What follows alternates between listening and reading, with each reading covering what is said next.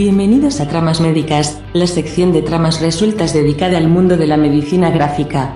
Entendemos por medicina gráfica la reflexión sobre aquellos cómics que tratan sobre la salud, su ausencia y las prácticas médicas que se realizan sobre una u otra. Para ello tenemos a los mandos del programa Mónica Rex y Jordi Tepardo. Muy bien, pues como dice Iva, la inteligencia venida más que presenta todos los programas de tramas resueltas, esto es una nueva sección donde hablaremos de medicina gráfica. También Iva nos ha dado una pequeña definición sobre qué es esto de la medicina gráfica. Pero citemos a alguien que sabe más que ella. Una de las mayores especialistas en medicina gráfica en España es Blanca Mayor Serrano, traductora especializada en medicina y ciencias de la salud. Mayor define la medicina gráfica como un campo de estudio interdisciplinar que explora la intersección entre el medio del cómic y la representación de la vivencia de carencia de salud, la práctica asistencial y la divulgación e información médicas, así como su uso y eficacia en la educación de profesionales de la salud y en divulgación y educación en salud.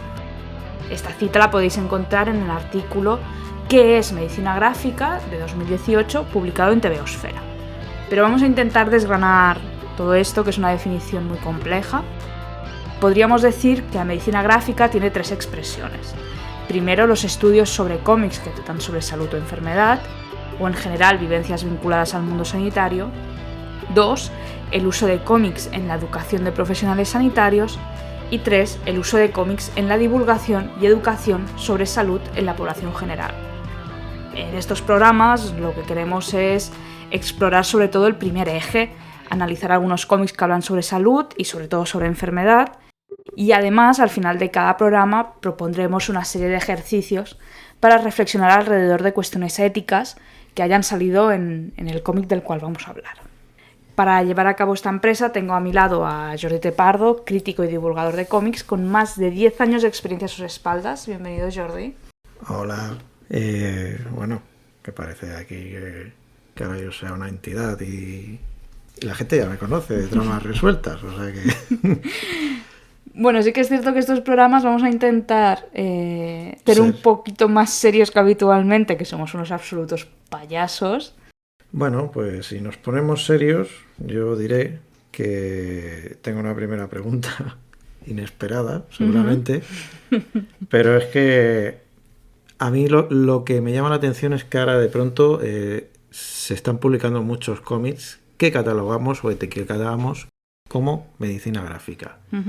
Y claro, yo me pregunto dónde está el límite, porque claro, parece como que hay un boom en torno al tema y yo entiendo que hay muchos cómics que son interesantes por la manera que lo cuentan, aunque no sean profesionales médicos los que realizan la obra.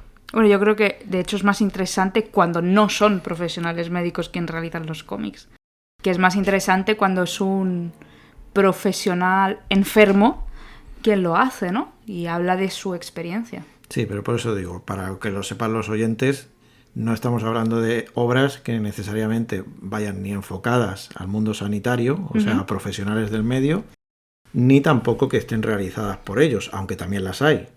Sí, y en algún momento hablaremos de algunas, seguro. Pero no, la cuestión es que son obras de alcance popular, como la obra que tratamos hoy, pero sobre todo la obra que todo el mundo tiene en la cabeza es Arrugas de Paco Roca, ¿vale? Y simplemente es que dentro de un marco de análisis conceptual concreto se las denomina de una manera y se sacan unas conclusiones de ella dirigidas a un campo de saber, simplemente. Es una manera diferente de analizar obras que son buenas por sí mismas. Bueno, pues entonces hoy no vamos a hablar de arrugas. Hoy no vamos a hablar de arrugas porque me parecía muy pretencioso empezar con arrugas. Por eso tampoco vamos a empezar con María y yo, y tampoco vamos a empezar con las grandes obras de medicina gráfica de este país, pero sí con uno de los grandes autores de medicina gráfica de este país. Aunque quizá él no fuera consciente de ello. No lo sé, no lo sabemos. Pero sí, sin duda, expertos en medicina gráfica, como por ejemplo Inés González Cabezas, que hace poco ha publicado un libro llamado Imágenes de la enfermedad en el cómic actual, lo cita como un referente junto a Paco Roca de esta línea de cómic, ¿no? Bueno, pues ¿de quién estamos hablando en este caso? Bueno, vamos a hablar del cómic Algo extraño me pasó camino de casa, de Miguel Gallardo, un autor que, bueno, nos ha dejado recientemente y del que a lo mejor tú, Jordi, nos podrías dar algunos datos biográficos más. Bueno, como tú dices, Miguel Gallardo nos ha dejado recientemente, que es una cosa que ha conmocionado mucho al medio español. La verdad es que no había visto tantas reacciones de cariño hacia un autor como las que hemos visto en las últimas semanas. Y no es para menos. A ver, Miguel Gallardo es un autor catalán, nacido en Lleida, en el 55, que muy pronto tuvo inclinación hacia todo lo que tenía que ver con el arte y por eso cursó estudios en la Escuela Massana de Artes y Oficios de Barcelona. Curioso, una tontería, pero la Escuela Massana, que era esa escuela donde grandes artistas de Barcelona sobre todo han surgido y que es uno de los nombres más importantes de los estudios de Bellas Artes en Barcelona, como en el mundo del cómic la Escola Joso la pasa un poquito la mano por la cara, aquí sin intentar tirar bife, pero son uno de los dos nombres más importantes de enseñanza de artes en Barcelona. Bueno, supongo que la escuela de Joso pues se ha ido actualizando más a los tiempos es más actual también. Y ha conseguido más nombre en ese caso.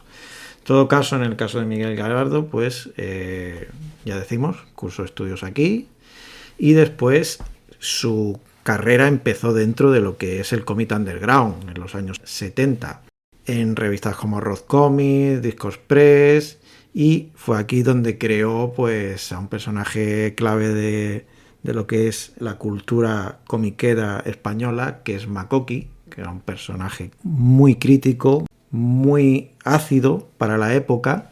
Lo creó junto a Juanito Mediavilla y al mismo tiempo que realizaba esta tarea comenzó a trabajar como ilustrador y sus trabajos han aparecido pues en periódicos nacionales como El País y La Vanguardia, pero también internacionales, incluso en New York Times. Después, en 1985 y en 1992 ganó el premio del Salón del Cómic de Barcelona y en 2004 le condecoraron con el Gran Premio del Salón del Cómic por toda su trayectoria. Un autor en ese sentido que ha tenido mucho eco también tanto en la crítica como en los propios aficionados. En 2008, de hecho, se hizo con el Premio Nacional de Cómic de la Generalitat de Cataluña por María y yo, que es una de sus obras clave y creo que en cierta manera una manera de reinterpretarse a sí mismo como autor.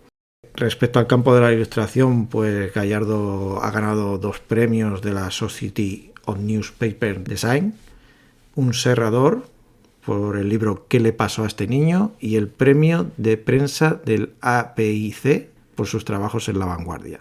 Y volviendo al terreno del cómic, como decimos, pues María y yo es un punto de inflexión en su carrera. De hecho, María y yo es un cómic que podremos decir que junto a Las Rugas de Paco Roca abrió la puerta, al menos a nivel nacional, de lo que podríamos considerar cómic social y que ahora llamamos medicina gráfica.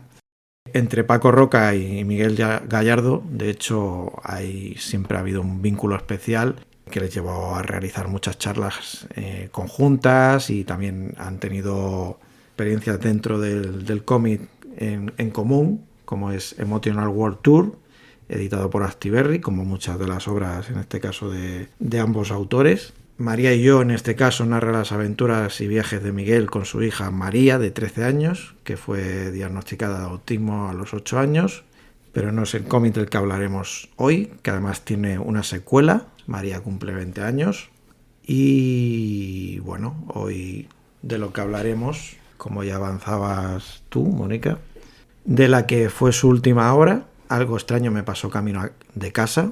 El DS cuesta, Parece que siempre vas a decir algo extraño me pasó camino casa. Sí. O camino a casa. Sí. Yo también tengo que pensarlo. Eso sí, no es su última obra publicada. Hay una obra póstuma, El gran libro de los perros, junto a Karim Ducrot, que además era su actual pareja.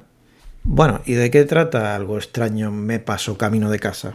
Bueno, este cómic es una autobiografía donde Miguel Gallardo nos explica que a principios de 2020 está cansado de viajar y de dar talleres y en parte de seguir con la promoción de María y yo y de María cumple 20 años y decide tomarse unos meses sabáticos.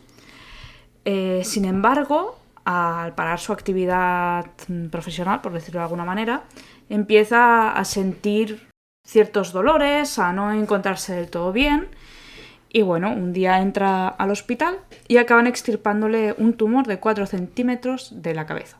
Acaba con 45 grapas y el pelo a lo punk, como dice él en la sinopsis del cómic. Y no solamente eso, sino que cuando sale está en medio de una pandemia mundial que cambia absolutamente nuestra manera de relacionarnos con el entorno. Miguel Gallardo explica que es la necesidad de contar lo que está pasando para entenderlo él mismo y después para explicarle a los demás qué es lo que le está pasando, lo que hace que se ponga a escribir Algo extraño me pasó camino de casa. Y bueno, así por dar unos datos más técnicos, esto es un volumen único, cartoné, 80 páginas a color, publicado en noviembre del 2020, a finales de cuando pasó todo, y la edición cae ya en manos de Z como Sanz y Astiberri Ediciones. Sí, que es un poco...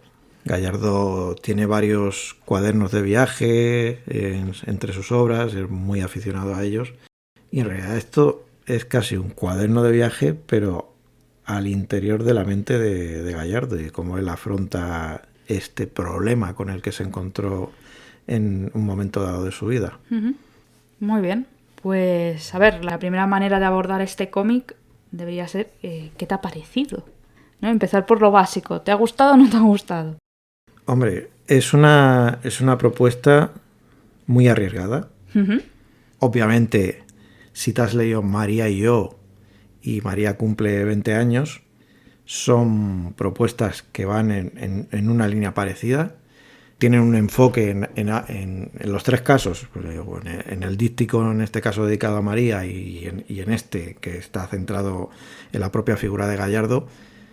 El enfoque es lo que lo hace interesante, uh-huh, porque va incluso en contra un poco de la misma esencia de cómo entendemos muchas veces un cómic, como una historia con un principio, un desarrollo, un final, etcétera. Gallardo dinamita un poco eso, no nos va dando toda la información de golpe, nos va llevando un poco adelante, un poco atrás, hay muchos recursos gráficos, hay muchos homenajes dentro de esta historia, pese al dramatismo que trata, al cómic en sí, uh-huh, porque es algo que él pues lleva dentro, y es una obra que se nota que es básicamente una necesidad, uh-huh, que no está concebida con el ánimo de querer demostrarnos nada, sino para sincerarse con nosotros. Y es para mí lo que le da principalmente un gran valor, porque los que no hemos pasado por una experiencia así, pero a lo mejor sí que hemos tenido un familiar que sí ha tenido un cáncer o ha tenido alguna dolencia, podemos empatizar obviamente muy rápidamente con lo que Gallardo nos está contando, pero la forma en que lo hace solo lo puede hacer un autor de cómic. Uh-huh. Y para mí es una obra que es muy divertida, uh-huh, pese a lo que está narrando, que Gallardo te abriga con su forma de ver el mundo y entonces conectas muy rápidamente. Tiene también guiños a su obra anterior. De cierta manera, notas que yo creo que es casi lo que más te carga. Yo ahora, cuando lo he leído por segunda vez, cuando leí por primera vez esta obra, pues claro, las sensaciones fueron unas, pero cuando lo leí por segunda vez, que Gallardo ya no estaba con nosotros, pues se siente un poco a despedida. Incluso él lo dice. Sí, incluso las páginas finales, ¿no? Cuando sí, la última viñeta sobre una esquela. Y el mensaje positivo de vida que te transmite es muy potente en ese sentido.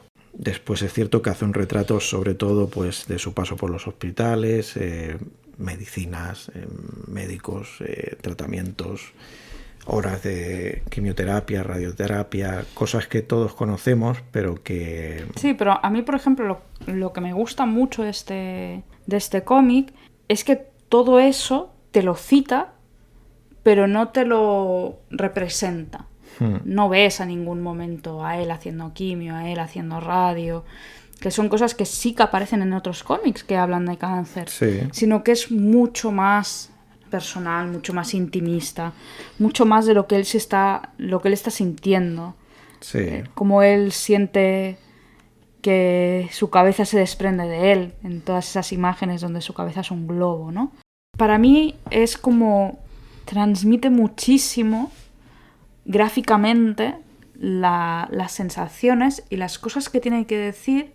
A veces las dice incluso pasando por encima. Sí, no. Yo creo que además retrata muy bien, por ejemplo, la propia confusión que puede generarte la enfermedad en este caso.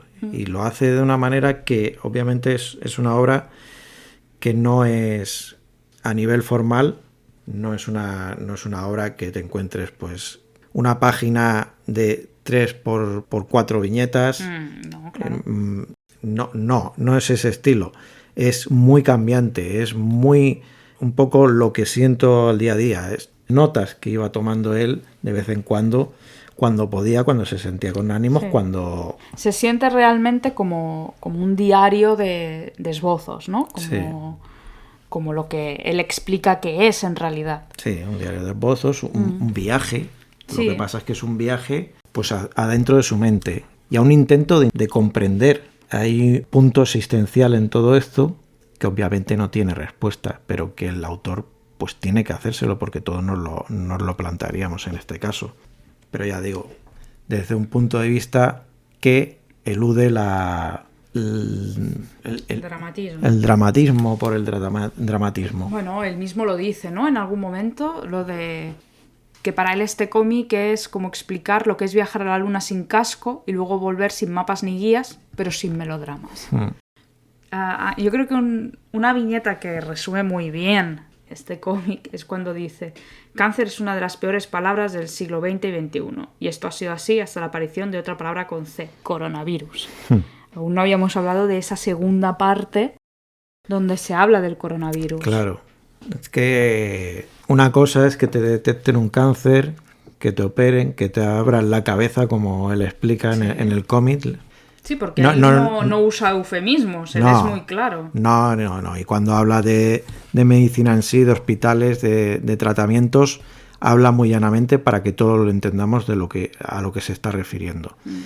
Claro, aparte de eso, tuvo que lidiar con esto durante la pandemia, porque cuando él entró al hospital estábamos en la previa, por decirlo de alguna manera, y cuando salió ya se encontró todo el meollo de los geles hidroalcohólicos y las mascarillas, que eso lo hemos vivido todos. Sí, pero se vive diferente, ¿no? Es lo que él transmite en el fondo, es eso. Retrata muy bien esos primeros momentos de cuando la policía te podía parar para preguntarte dónde ibas, cuando si tenías perro y lo podías sacar eras un poquito aventajado. Todas esas pequeñas miserias de aquellos meses las retrata con mucha acidez, en realidad.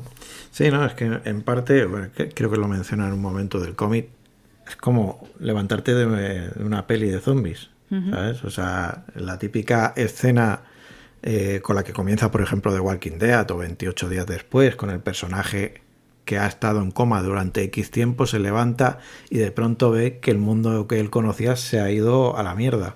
Pues Gallardo aquí tenía esa sensación de me he levantado y estoy dentro de una película de zombies, solo que en este caso pues son de gente que padece el coronavirus. Sí, y una cosa que él no habla en el cómic, pero que en el contexto tuvo que ser difícil, es saber que hay un montón de gente muriendo, porque en aquel momento moría muchísima gente todos los días, y tú estar en una situación donde obviamente la muerte está ahí. Porque en aquel momento todos teníamos un poquito de miedo de cogerlo y morirnos.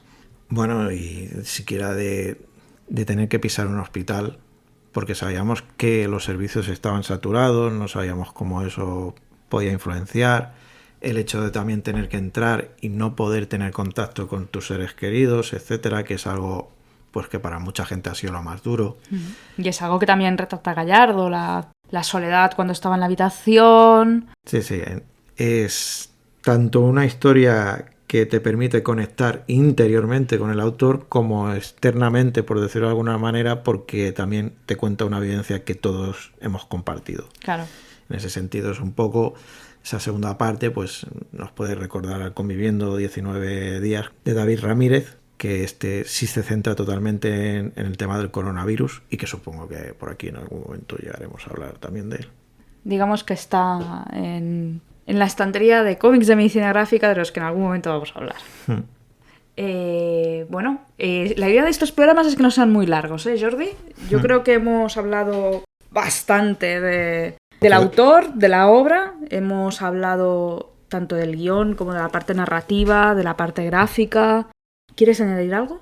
No, creo que a nivel de obra, de lo que podemos comentar llanamente como lectores, esas son mis impresiones generales. Es una obra que además, pues como digo, es muy sentimental en el sentido bueno de la palabra en este caso, porque nos recuerda a Miguel Gallardo y nos recuerda su mejor versión. Que como muchos decían, creo que era David Rubin en este caso, que envidiaba en parte a Gallardo porque era un autor que solo creaba una obra cuando sentía que tenía algo que decir, que no era como el resto de autores que vivían de ello. Para él, aunque Gallardo viviese de ello en parte, Claro. Para él era más importante el tener algo que decir que el decir algo por decirlo. Pues eso es muy bonito. Y con esa reflexión cambiamos de subsección. Bien, en este último bloque de tramas médicas vamos a recuperar el concepto de medicina gráfica que hablábamos al principio, hace ya no llega a media hora, y vamos a proponer 3 ejercicios. La idea es elegir 3 viñetas o escenas, en este caso van a ser viñetas básicamente, y reflexionar sobre ellas. Es un ejercicio sencillo, pero que nos ayudará a sacar temas de bioética a la luz de forma natural y divertida. Y hacer propiamente medicina gráfica, que es reflexionar gracias a un cómic acerca de cosas. Aquí la primera pregunta. Has dicho bioética. Y yo creo que pues muchos oyentes puede que se pregunten qué es eso o cómo tenemos que entenderlo en este contexto. Mi idea en este primer programa no es empezar a hablar de bioética. Quiero simplemente hablar de medicina gráfica para que se entienda bien lo que es la sección, pero mi objetivo a medio-largo plazo es sobre todo hablar de bioética. ¿Qué es la bioética? Yo tengo formación en filosofía, por lo tanto, cuando haga definiciones voy a ser absolutamente pedante y voy a ser absolutamente como Jack el Destripador, voy a ir muy por partes. Así que lo primero es que bioética es la conjunción de bio y ética. Quiere decir que es aquella ética que reflexiona acerca de las cuestiones que tienen que ver con la biología. Y en concreto, cuando hablamos de bioética, hablamos de éticas aplicadas a la medicina, sobre todo, principalmente. Aunque también hay, por ejemplo, todo lo que tiene que ver con derechos de los animales, también se incluye dentro de bioética. Pero nos quedaremos con la acepción de ética aplicada a la medicina. Entonces, la siguiente pregunta es, ¿qué es ética? Ética es sinónimo de filosofía moral, ¿vale? ¿Y qué quiere decir filosofía moral? La filosofía moral es aquella rama de la filosofía que analiza, reflexiona acerca de la moral. Por lo tanto, ética no es lo mismo que moral, porque ética es filosofía moral, por lo tanto, ética es la reflexión acerca de las moralidades. ¿Vale? ¿Esto qué quiere decir, básicamente?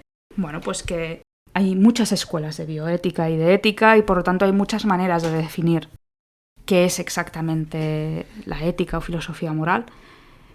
Pero básicamente lo que podemos decir es que es un ejercicio de entender los actos de las personas de manera objetiva en el sentido de intentando dejar tu moralidad a un lado para entender la moralidad del problema.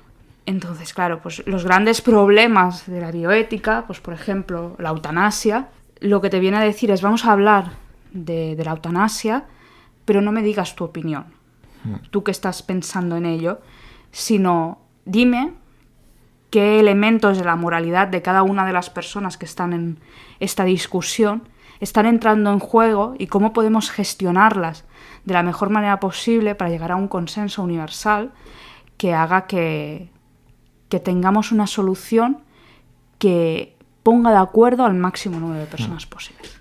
Como intentar encontrar una respuesta a esas preguntas que nunca conseguimos llegar a una respuesta porque depende de tu manera de ver el mundo, en este caso. Exacto, sí.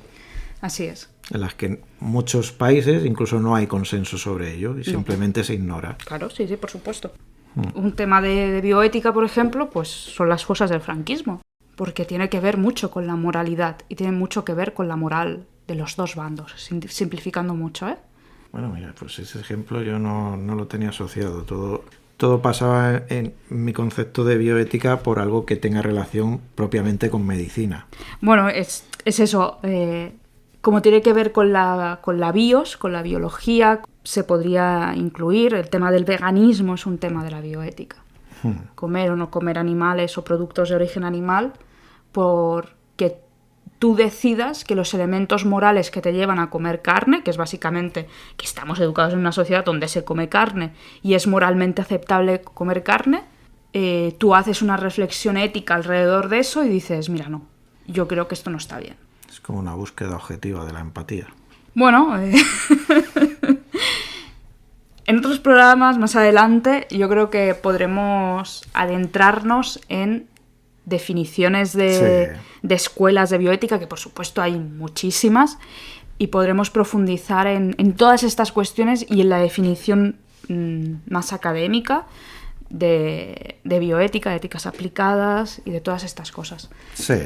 Esto ha sido un adelanto de los chapas que puedo llegar a ser. Claro, esto es un adelanto simplemente para, bueno, como se ha mencionado el término, para que los oyentes más o menos se hagan una idea de lo que estamos hablando. Pues sí, así es. Así que, si te parece, Jordi, abrimos el cómic. Esto va a ser un poco más difícil para los que estéis escuchando el podcast, porque aunque tengáis el cómic, las páginas no están numeradas en este cómic, así que va a ser un poco difícil.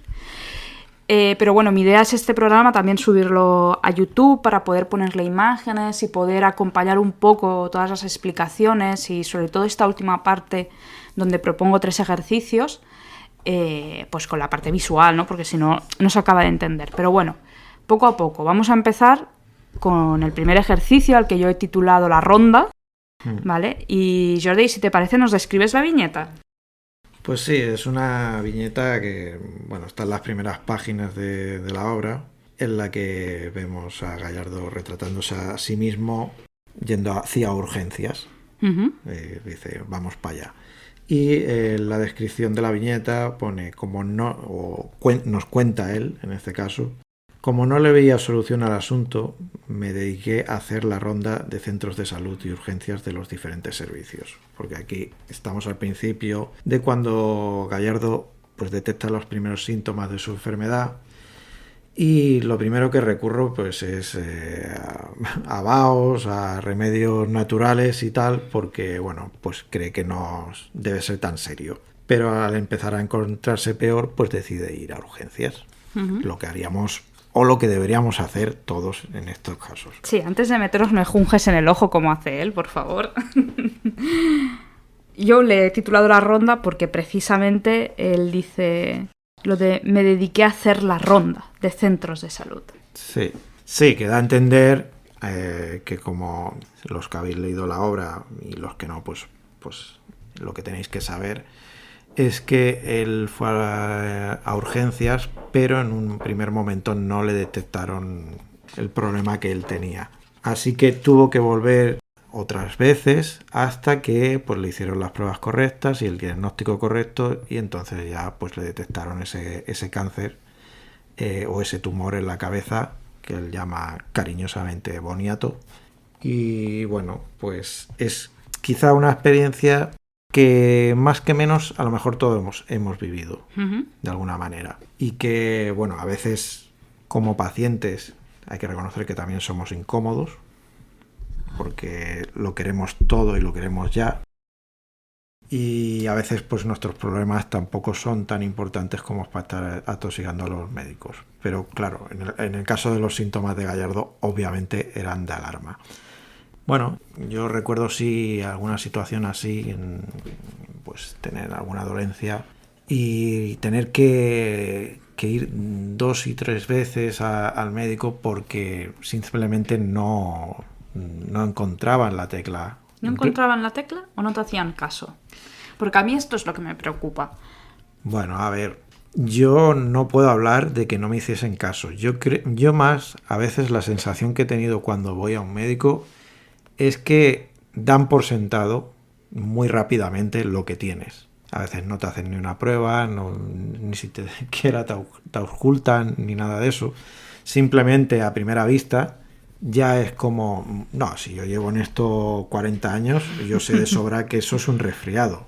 Vale. Entonces, hay como una cierta prepotencia en ese sentido, quizá por parte de algunos profesionales, obviamente Vale. no todos. Y eso es lo que a mí me interesa en esta sección, ¿vale? Esto es lo que a mí me interesa, porque alguien tiene que decirnos qué es lo que hacemos mal, porque lo que hacemos bien lo tenemos muy claro, ¿vale? Y no puede ser que alguien esté en una consulta y sienta eso. Eso es muy feo, eso no hay que transmitir eso. Hay veces que sabes lo que tiene la persona casi viéndola entrar por la puerta. Hay otras veces que no. Y a veces no solamente saber qué tiene, sino saber cómo curarlo. Sí. Porque las expectativas del paciente cuando entra por la puerta es que tú le des una solución y lo cures. Y a veces no puedes.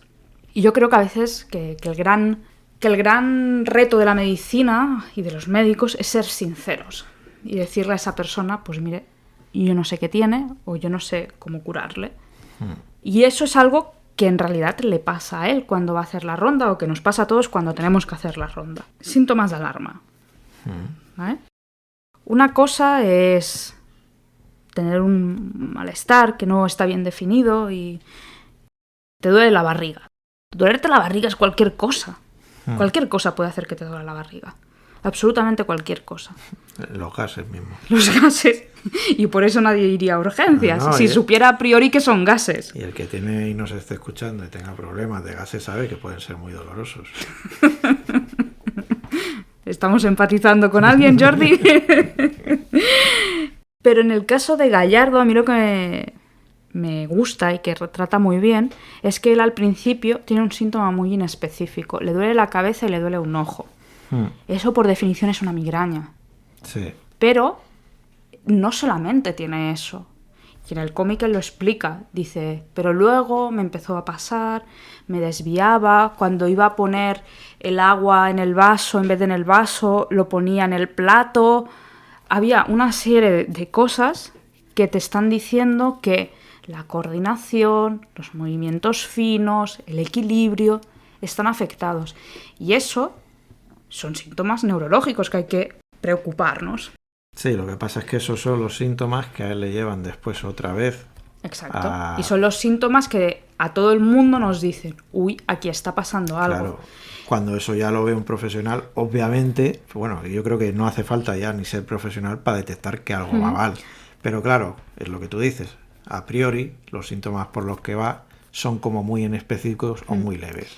Y a veces el problema es arrancarle la información al paciente, ¿no? Porque si una persona llega y dice, no, es que me duele la cabeza, y lo único que te dice es eso... Bueno, o las típicas preguntas que te hace un médico en este caso, de cómo describiría el dolor, o del 1 al no sé cuántos, Claro. ¿Qué dolor siente? Y son preguntas, para el paciente son incómodas, porque es muy difícil. Porque según el dolor que tengas, ¿yo cómo te lo describo? Pues que no lo sé. Yo sé que me duele aquí, puedo describirte si es intermitente, no es intermitente, si es más o menos, no sé. ¿Punzante? ¿Opresivo? Claro, pero a veces tú mismo no tienes... Claro, cómo es el dolor. Claro, porque tú puedes saber lo que significa la palabra profundidad. Pero a la hora de aplicarlo a un contexto médico y describir un dolor, pues no es tan fácil. ¿Has pensado alguna vez El típico dolor, cambiando de tema, bueno, saltando un poco, el típico dolor de infarto, ¿no? Que dicen que es un dolor opresivo en el pecho. Sí. ¿Te das cuenta de que casi ningún médico que haga esa pregunta lo ha sentido nunca? Bueno, alguno habrá, digo yo. Hombre, alguno habrá. Médicos que se han infartado seguro que hay. Sí. Pero la gran mayoría nunca lo han sentido.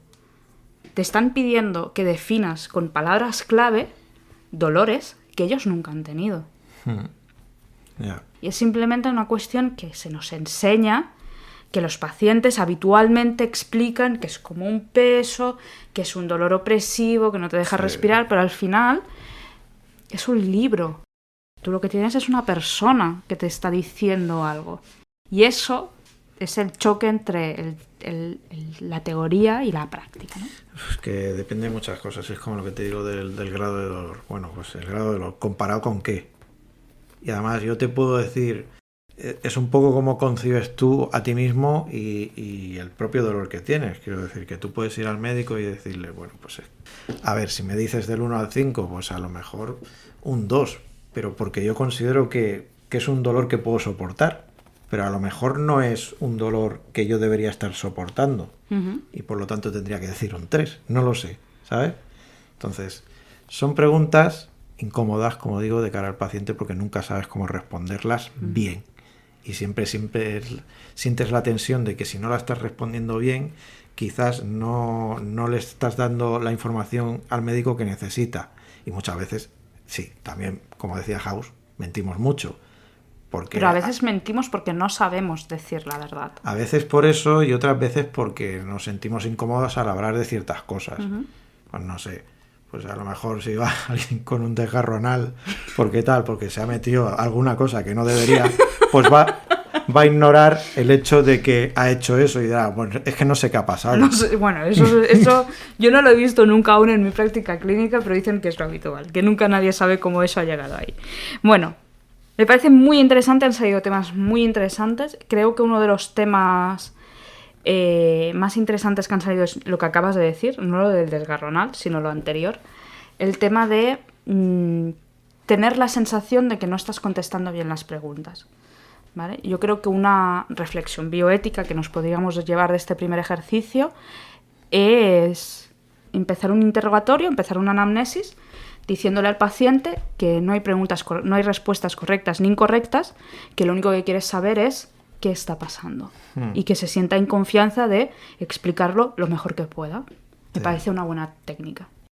Sí, a ver, lo que pasa es que tú también, si eres una persona medianamente razonable, si entiendes la medicina como un oficio más, en este caso, pues sabes que además tenéis un tiempo limitado supuestamente para tratar a cada paciente, que tú no eres el único que está allí, quizá por algo más o menos importante, es una cuestión médica, a veces no va a marcar tu vida en un futuro, pero en ese momento pues es algo que empeora tu calidad de vida. Claro, pero no implica nada en un futuro, o sí, claro. Depende de si contestas bien la pregunta, ¿vale? Siguiendo la lógica. Por lo tanto, no sabía que... La gracia de estos ejercicios es que no sabes hacia dónde vas a llegar. Mi propuesta es que estos ejercicios no os quedéis simplemente con escuchar nuestra versión, sino que que os los apliquéis a vosotros o a familiares, amigos, parejas, y que veáis por dónde os llevan las respuestas, porque yo no me esperaba que fueran hacia aquí. Y creo que ha quedado una reflexión muy chula. Así que si te parece, vamos con el segundo ejercicio. A este lo he titulado La soledad del paciente, y es precisamente una viñeta que hace homenaje a Paco Roca. Así que, ¿nos la describes? Sí, al menos eso parece, porque tenemos aquí a Miguel Gallardo, vestido en pijama, azul, además. Nos remite, obviamente, al hombre en pijama de Paco Roca. El personaje está, supuestamente, dentro de su propia mente. De hecho, Gallardo dice con mucha sorna que en mi cabeza siempre voy en pijama, es como estar en casa. De fondo, en esta viñeta, que ocupa toda la página, en realidad, pues vemos distintas puertas que corresponden a distintos departamentos de su propia cabeza. Vemos un montón de material tirado por el suelo, etcétera, etcétera. Y arriba nos cuenta, al final respuestas no encontré, así que me dediqué a pasear por ella, abriendo y cerrando puertas, armarios, cajones, registrando estanterías, abriendo cajas precintadas de hacía tiempo que solo tenían CDs de los años 80. Como decimos, es una imagen simbólica, pues o metafórica en este caso de la mente de Gallardo. Y bueno, aquí tenemos a Gallardo pues reflexionando sobre lo que le está pasando, intentar encontrar la explicación a por qué a él, que es una cuestión pues que enfermedades como el cáncer, enfermedades que realmente concebimos como mortales y que nos dan miedo simplemente el escuchar de ellas, en la mayoría de casos, por mucho que haya una detección precoz, un tratamiento, no va a dejar de repercutir en la calidad de tu vida. Entonces son todos miedos que Gallardo acaba convirtiendo en existenciales y que seguramente nos abordarían a todos, pero claro, en esto no hay una respuesta propiamente, es más una tortura que nos infligimos a nosotros para intentar no perder la cabeza, literalmente en este caso. Bueno, por recapitular, que esta viñeta la has tirado para adelante con la reflexión ya. Él está en el hospital después de haberse operado, está solo y está en su mundo, ¿no? Y se da a entender que tiene miedos, que tiene preguntas, que está recorriendo un camino interior que no siempre es agradable porque te enfrenta a tus miedos y a tus inseguridades, ¿no? Entonces... Y como has abordado tu vida hasta ese momento, que no siempre es justo, pero es una reflexión que te haces, es en plan, tendría que haber hecho esto, no tendría que haber hecho esto. Obviamente después cuando Gallardo sale del hospital, pues le dan unas normas a seguir, obviamente, aparte del tratamiento, que limite el azúcar, que el alcohol, etcétera, etcétera, etcétera. Vale, pero seguimos en su cabeza, ¿vale? Me parece interesante creo que es una cosa que no se refleja muchas veces, que es ese momento de intimidad contigo mismo en el que tienes que asumir lo que está pasando, y él lo hace de una manera muy divertida, prácticamente. Y a mí lo que me escama, o lo que te quiero proponer, es como en ese momento tú te acabas de convertir en una persona vulnerable. Da igual que tú seas una persona de 50, 60 años, con su vida más o menos organizada, con su cabeza bien amueblada, con un proyecto vital que te ha satisfacido en cierta medida lo suficiente como para ser feliz. En ese momento tú eres vulnerable, ¿no? Pero estás en un lugar hostil. El hospital es un lugar hostil para todo el mundo, estés trabajando o estés de paciente. Entonces, ¿qué podemos hacer desde la bata blanca, que eso incluye a todos los profesionales de la salud, para ayudar en ese momento de vulnerabilidad? En el caso de Gallardo, bueno, está pasando en el retrato de esa viñeta por después de la cirugía, y sigue en el hospital. Pero en cualquier situación, en realidad, cuando un paciente se siente vulnerable, cuando un ser humano se siente vulnerable, ¿qué puede hacer el que lleva bata blanca para mitigar esa situación o para acompañar en esa situación? ¿Qué es lo que te gustaría que hicieran contigo? Pues básicamente, según mis experiencias, primero que no seas excesivamente borde, eso se agradece bastante, y que no te traten como un objeto. Porque cuando has estado en hospitales, obviamente hay profesionales de todo tipo, y hay algunos que cuando pues vienen por las mañanas, que hacen la ruta. ¿La ruta también? Sí. Pues bueno, pues algunos, digamos que muestran una mayor calidad humana, se interesan por ti más allá de lo puramente médico. Pues oye, ¿cómo has dormido hoy? ¿Cómo tal? ¿Has visto, no sé, te gusta el fútbol? No sé. ¿Qué estás leyendo? Conversación banal, breve, que tampoco es el lugar para ello, pero que te ayude a relajarte. En cambio, otros profesionales que a veces pues llegan y simplemente parece que estén viendo una cobaya y ver, pues ha evolucionado bien, no ha evolucionado, o ha evolucionado o no ha evolucionado. O sea, queda igual, ha empeorado, tal. Bueno, pues te vamos a meter más dosis de esto y tal, y adiós muy buenas. Entonces, yo al final creo que se limita a eso, porque los médicos pueden ir más o menos acertados sobre su diagnóstico, pueden incluso equivocarse, pueden tal, todo eso entra dentro de lo lógico, porque al final, pues eso, somos humanos.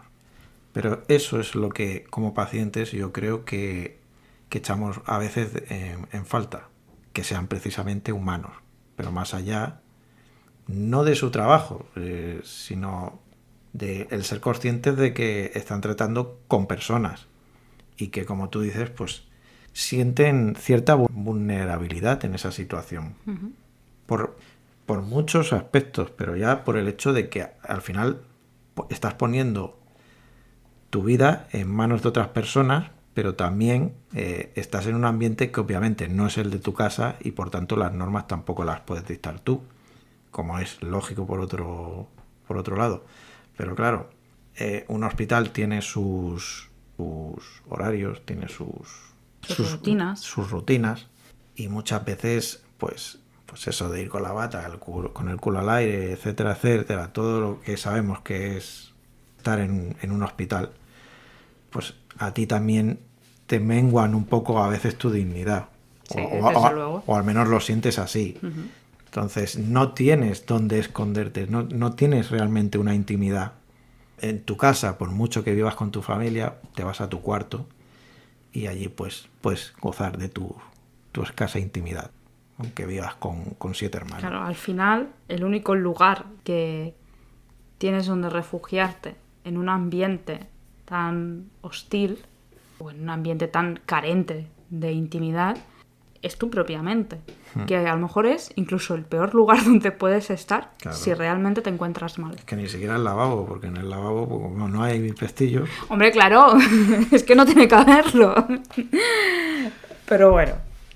Yo eso sé que es una cosa pues que por experiencias que han tenido familiares míos, pues es lo que peor llevan. Uh-huh. El hecho de pues es que no me siento cómodo, que tampoco es el sitio para sentirte cómodo. Pero tampoco tendrías que sentirte incómodo, es decir, y yo creo que esta es la reflexión de este ejercicio.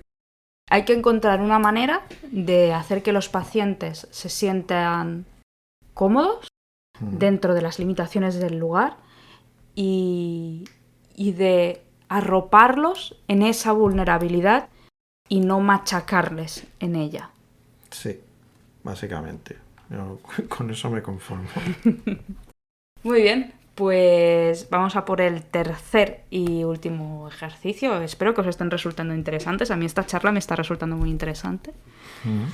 Descríbenos la tercera viñeta, la he titulado Coronavirus. Bueno, en este caso no es exactamente una viñeta. Bueno, nada es exactamente una viñeta en este cómic, sí, en realidad. Bueno, eso también es cierto, pero en este caso es la portadilla, por decirlo de alguna manera, del capítulo 3,5, el que da paso al capítulo 3,5. Y que, claro, es que Gallardo utiliza todas las páginas, incluso pues las portadillas, para dejarnos alguna perla. Y aquí pues tiene un texto que dice: oye, que mirándolo todo en retrospectiva, he tenido una suerte del carajo haciendo honor a la divisa del escudo de los Gallardo. Poca cabeza, mucha suerte. Unos pocos días más tarde y mi operación hubiera caído en pleno confinamiento o ni siquiera me habrían podido hacer las pruebas que llevaron al diagnóstico. Que esto es una cosa pues que habíamos comentado al principio al hablar de la obra. Que claro, aparte de el tumor en la cabeza, la operación, el posoperatorio, etcétera, etcétera, vivió todo esto en un momento muy concreto. Uh-huh. Y que obviamente, digamos que fue en el momento justo en el que directamente puedo volver a su casa y empezar a hacer otra vez vida normal. Uh-huh. Incluso cuenta que esto le benefició porque, claro, después él tuvo que hacer tratamientos de radioterapia, de quimio, etcétera, que le permitían salir de casa cuando había gente que tenía que estar confinada. Uh-huh. Pero claro, aquí la cuestión es eso, el miedo a que en otro momento quizá hubiese salido peor parado.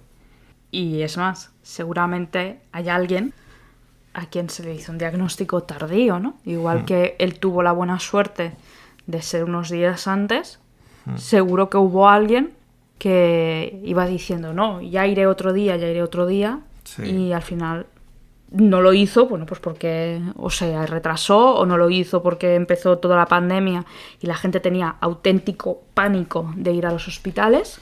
Así que todas las reflexiones hasta ahora han ido un poco encaminadas a la cuestión más personal, ¿no? Y esta sí que va un poco más encarada a la estructura suprapersonal, a las organizaciones, a otra escala, ¿no? En bioética hay el consenso de que existen 4 principios. La beneficencia, ¿no? Hacer el bien por el paciente. La no maleficencia, no hacerle daño. El respeto a la autonomía del paciente. Y la justicia.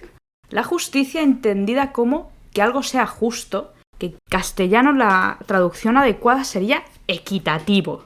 ¿Vale? La diferencia entre justicia y equidad. Está claro que aquí no ha habido una equidad durante el COVID. No ha habido equidad en ningún sentido. No se ha tratado igual a los pacientes COVID que al resto de pacientes. No se ha tratado igual a los pacientes que solo eran COVID, que solo tenían otra cosa, ni a los que tenían las dos cosas a la vez. Y a nivel temporal, no se ha tratado igual las otras enfermedades durante la época COVID que antes de la época COVID. Y esto es un problema, porque nuestro sistema de salud tiene muy en mente el concepto de los protocolos y las guías, que mucha gente muchas veces lo critica y dice, es que claro, aplican el protocolo y ya está. El protocolo lo que garantiza es que a todos se nos trate por igual, ¿vale? Y que las cosas se hagan de manera ordenada. Y es una manera de homogeneizar criterios. Y que no haga alguien lo que le salga de las narices, sino que se ciña a la corrección científica. Y a lo que se ha demostrado que va bien cuando va bien y que se aplique cada cosa paso a paso. ¿Vale? Claro, detección precoz de cáncer de mama, año 2020. No ha habido. Detección precoz de cáncer de colon. No se han hecho las colonoscopias que había que hacer. Infartos, ictus. Durante la época del confinamiento, todas estas enfermedades no había. Casi nadie consultaba por dolores torácicos y ictus. ¿Eso quiere decir que no ha habido porque ha habido coronavirus? No, eso ha dicho que la gente lo ha sufrido en su casa. Y que eran problemas graves y serios y no consultaban. Y eso es un problema del sistema. Sí. ¿Vale? Y estoy haciendo la reflexión que no es de lo que se trata, ¿eh? Pero para guiarte un poco hacia dónde quería que fuera este tema, ¿eh? ¿Tú Sí, qué no, piensas? yo en este caso lo tenía claro. Uh-huh. Es una cuestión del sistema, como tú dices. El hecho de no haber... Bueno, pues todos tenemos una de las imágenes del confinamiento fuera, la gente en los balcones aplaudiendo a los sanitarios y al personal médico y de alguna manera apoyando a la sanidad. Pero eso se queda en un gesto vacío, se ha quedado en un gesto vacío con el tiempo, porque no se ha corroborado con actos. ¿Y qué pasa? Pues que obviamente la situación de la pandemia era algo... no es un contexto habitual y es algo que ha saturado totalmente nuestro sistema. Ahora, decimos que no era previsible. Bueno, a ver, tú sabías que en algún momento esto podía pasar, pero el tema es, de por sí tú tienes los medios a tu alcance para afrontar una situación de emergencia de este tipo. Porque si me voy al ejército, el ejército está preparado para todo tipo de contingencias y situaciones de emergencia que se puedan dar en su contexto. Pero al parecer, en el tema sanitario, no es así. Y además, después de la pandemia, no se ha visto un refuerzo del sistema en ese sentido. No se ha apostado, no se ha invertido más en él, no se ha contratado a más gente. De hecho, en algunos casos, por lo que sé, incluso se ha despedido a gente una vez que han hecho su trabajo extra. O sea, se ha utilizado mulas de carga y después se les ha desechado. Entonces, ahora mismo podríamos tener otra situación de este tipo y tendríamos el mismo problema o peor. Y es lo que me resulta preocupante para mí, que no hemos aprendido nada. Pero, claro, aquí ¿quién tiene el problema? quiero decir, la situación laboral, por ejemplo, de los profesionales es la que es. Y la gente podrá decir, pues, es que un cirujano, ¡guau! Pero pongamos que el cirujano es la estrella del equipo. No es la situación, por ejemplo, de los residentes de medicina ni de otro tipo de personal médico. Y esas situaciones no han variado, no se han mejorado después de la pandemia, ni durante la pandemia, obviamente. Y no tienen visos de que vaya a haber cambios en ese sentido. O sea, seguimos en el mismo punto en el que estábamos. Y a mí eso es lo que me resulta preocupante. O sea, tanto apoyo que teníamos o tanta confianza que teníamos en el sistema médico, pero nadie está haciendo nada, ni la gente, ni los ciudadanos, porque una vez que ya pasa... ¿Es su responsabilidad? No es su responsabilidad, pero una vez que ha pasado nos olvidamos. Y de hecho, ahora que a lo mejor, por ejemplo, el personal médico sí que se manifiesta por el tratamiento que tienen en ciertos centros, pues la gente no les acompaña como cuando estaban en su casa. Ya. Y, obviamente, pues ya es una cuestión política en la que los gobiernos pues han hecho mutis por el foro. Una vez han puesto la responsabilidad en la sanidad, en el caso de la pandemia, también en otros colectivos que han salido igualmente tal como entraron, quiero decir, por ejemplo, porque aquí también podíamos hablar de cajeros y de otros servicios esenciales que las han pasado auténticamente putas durante la pandemia, y ahora ya, como hemos vuelto a la normalidad, pues aquí no ha pasado nada. Bueno, es el problema de volver a la normalidad, que se vuelve a tolerar cosas que durante 2 meses parecían inconcebibles. Hay una cosa que siempre se dice y que he visto desde dentro es verdad, y es que el sistema sanitario aguanta porque lo sostienen sus trabajadores y porque sus trabajadores no permitirán que caiga. Y porque los tienen secuestrados, en cierta manera. Ya, bueno, pero eso creo que es culpa del capitalismo. No, pero quiero decir, tampoco es, por ejemplo, los profesionales que están en urgencias no tienen derecho a huelga. Bueno, porque el servicio mínimo es el 100% de la plantilla. Entonces, claro, ¿tú cómo vas a defender tus derechos? ¿Qué otras alternativas tienes? ¿Enviar cartas, el tal? Pues eso es fácil de ignorarlo. Bueno, enviar palomas mensajeras para que se caguen en... Tampoco digo que haya que dejar morir a la gente. No. Por eso me refiero a que estáis en una situación... Tenéis un empleo incómodo. Sí, mucho. Es como los bomberos o la policía. Creo yo. Porque no podéis renunciar a vuestro trabajo, y defender vuestras condiciones es también muy difícil. Pues esta sería la reflexión de este tercer ejercicio, donde pues no podemos dar una indicación o una moraleja o un consejo final, ¿no? Porque a las estructuras de poder pues no hay quien les diga nada. Pero creo que es un tema que los que hayáis llegado hasta aquí y nos estéis escuchando podéis poner encima de vuestras respectivas mesas cuando vayáis a comer con la familia el sábado o el domingo. Y seguro que da para discutir un rato y para intentar solucionar el mundo, ¿no? En esas sobremesas. Pues no sé, Jordi, yo por mí ya lo tendríamos. ¿Quieres añadir algo a este primer programa de tramas médicas? No, yo creo que hemos hablado un poquito de todo. Mucho de cómic. Mucho de cómic también, mucho de medicina, o sea que cumplimos con las dos partes. Y además pues creo que, o al menos espero que se haya transmitido el homenaje, tributo que queríamos hacer a Miguel Gallardo en este caso. Y es que claro, a la hora de iniciar esta sección, pues qué mejor obra que esta y qué autor. Pues sí.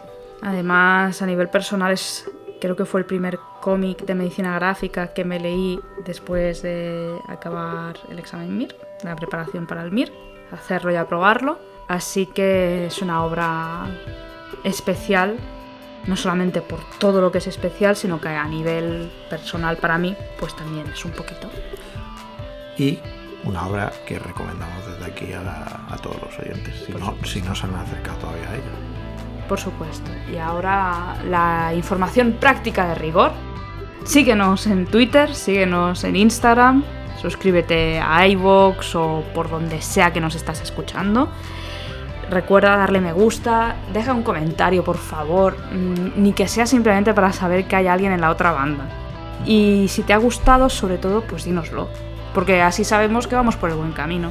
Si no te ha gustado, pues a ver, puedes decirlo, pero con un poquito de tacto. Sí, por favor, recógenos de la mano, míranos a los ojos, dinos que no somos nosotros, que eres tú. Así que nada, muchísimas gracias Jordi por atreverte a iniciar esta sección conmigo, a ser un poquito mi conejillo de indias para estos ejercicios. Bueno, yo me voy de aquí contento porque nadie me ha hecho ni contacto rectal ni nada, que es lo que podía esperar cuando me propusiste hacer una sesión de medicina gráfica. Una sesión. Así que nada, ha sido muy interesante por mi parte. Iba un poco como un conejillo de indias, pero me ha gustado. Muy bien. Pues nada, y a ti oyente, muchísimas gracias por escucharnos y ya sabes que Tramas Resueltas es tu casa. Hasta aquí el programa de hoy de Tramas Resueltas. Recordad que podéis seguir a esta panda de abrazafarolas en Twitter, Instagram y en su canal de iVoox. Curradte un me gusta, comparte con tus bots y humanos preferidos si no seas leguchino y deja un comentario.